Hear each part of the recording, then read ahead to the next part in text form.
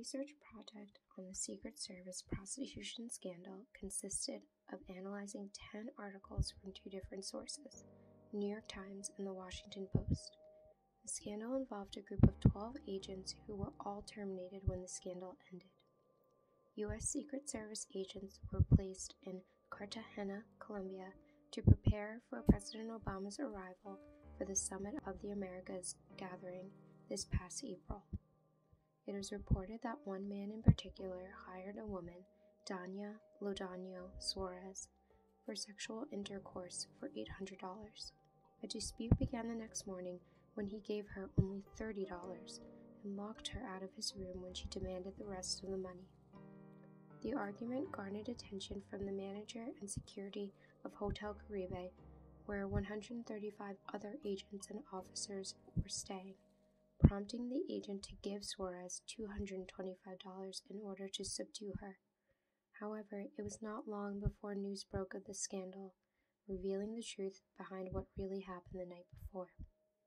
According to reports, Secret Service agents had spent the night heavily drinking together, visiting strip clubs, and hiring prostitutes, which is legal in some parts of Colombia.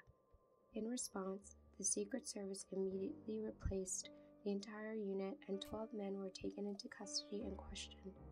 Later in the investigation, 3 men were pushed out of the service because they had the clearest cases of misconduct, but ultimately all the men were placed on leave.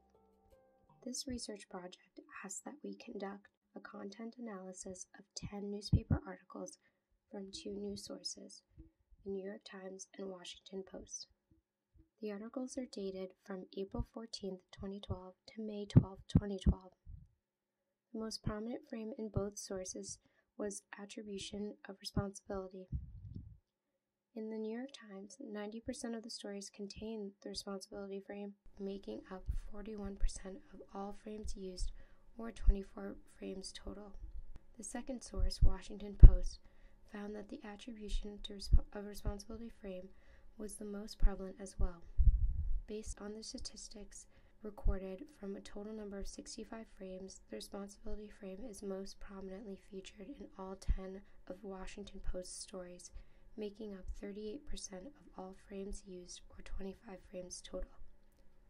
Both sources offered divergent aspects of coverage and solutions. For example, the New York Times took a more personal approach to the situation by placing more attention on the individuals involved.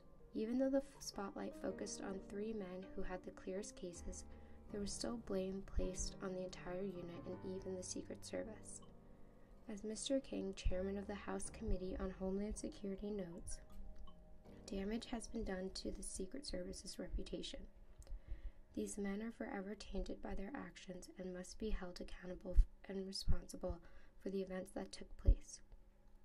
In reaction to the scandal, the New York Times discussed a possible solution.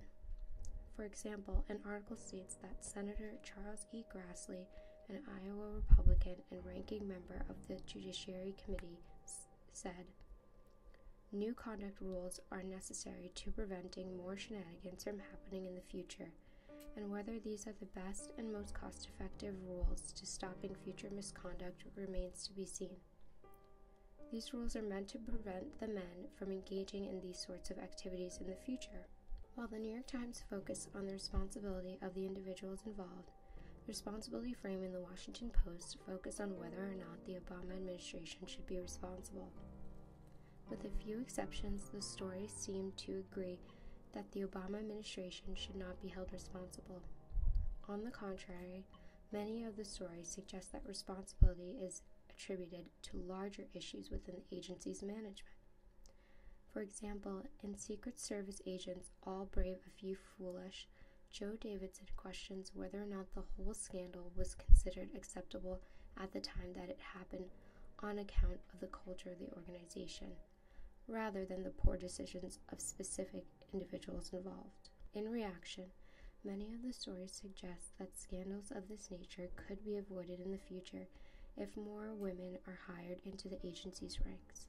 The swift action of South America's Secret Service head, Paula Reed, in response to the scandal is a testament to this solution. Hire more women.